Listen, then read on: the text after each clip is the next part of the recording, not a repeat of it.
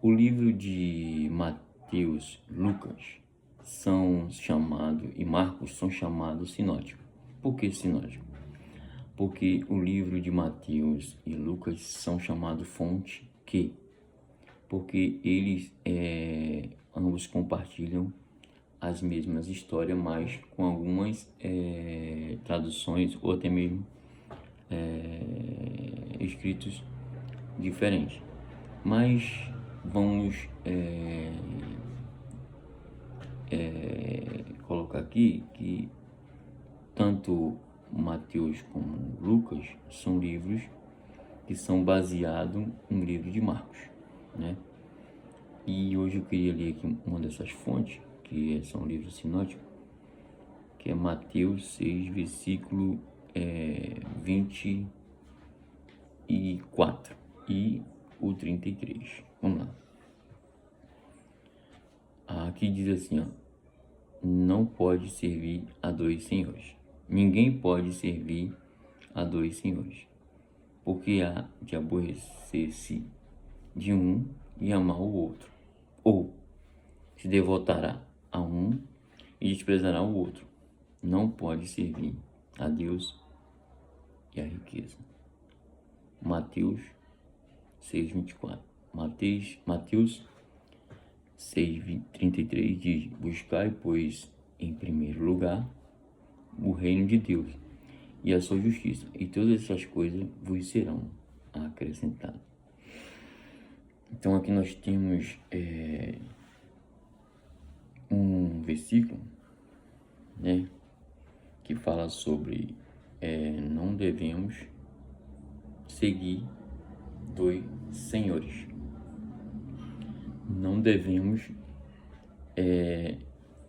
colocar em primeiro lugar dois senhores.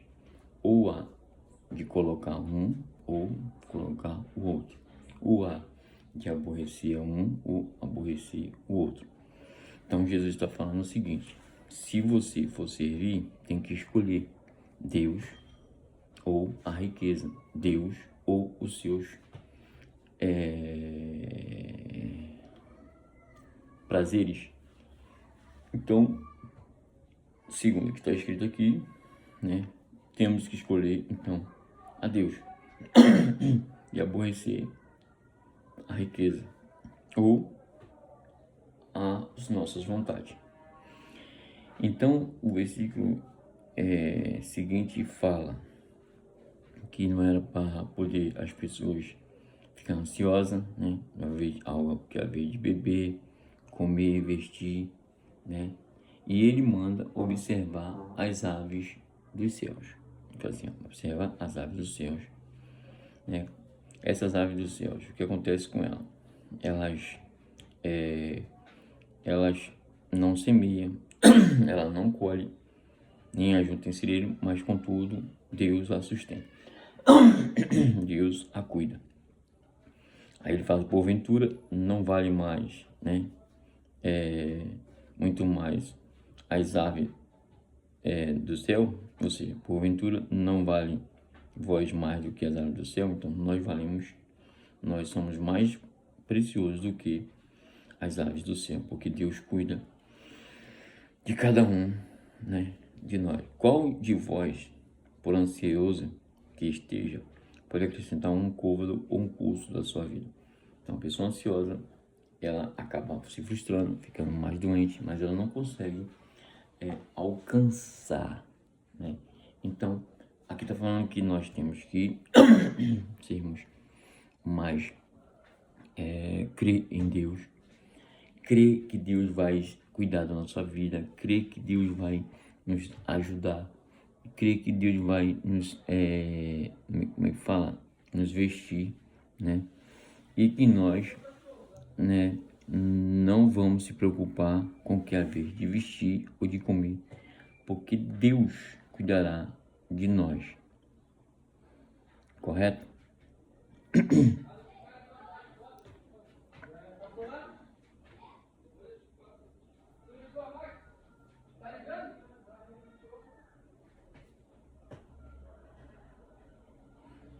Também tem os lírios, né?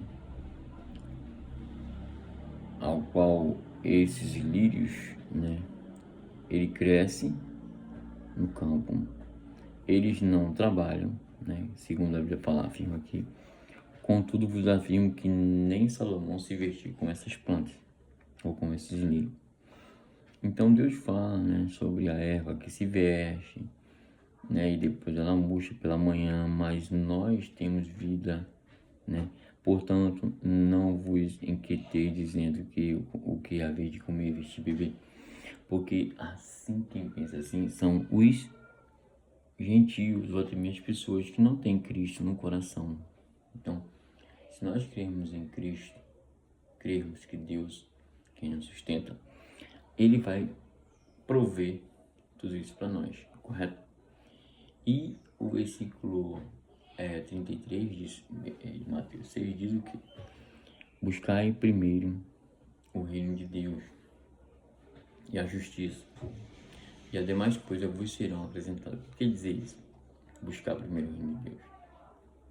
Quer dizer o seguinte, por exemplo, se eu tenho, né, fé que Deus está comigo, que Jesus Cristo é Salvador, que eu faço parte da linha de frente do reino de Deus. Então, o que acontece? Eu tenho que buscar a direção de Deus para a minha vida. O domínio de Cristo, o domínio da sua vontade, aquilo que Deus estabeleceu como uma possibilidade de regra para que nós possamos seguir para alcançar o céu, nós temos que adotar como o reino de Deus vos ofereceu. Porque Deus deixou o seu reino para nós cumprir aqui na terra. Porque segundo o Pai Nosso fala que seja feita a vontade de Deus na terra como é feito no céu. Ou seja, se nós colocarmos a vontade de Deus na terra, em nós, segundo a Bíblia diz que nós vamos alcançar também a justiça, né? Que nós vamos ser justos. E nós vamos ser alcançados por todas essas coisas que está no versículo anterior, que eu acabei de citar aqui agora. Agora, para alcançar a justiça, temos que estar baseado naquilo que está de acordo com a vontade de Cristo. Aí você pergunta assim, mas o que é a vontade de Cristo? A Bíblia diz, segundo, não matarás o corpo, não furtarás do corpo, não fazei dano nenhum ao corpo, porque o corpo é templo do Espírito Santo. E se o corpo é templo do Espírito Santo, nós fazemos parte do céu. Então, logo, a vontade de Cristo está sobre nós. Segundo, se nós fazemos parte do corpo de Cristo, que no caso seria esta congregação, que é um corpo de Cristo, então nós não podemos manchar o corpo. Nós temos que manter o corpo em funcionamento, se alimentando das coisas espirituais. Eu acho que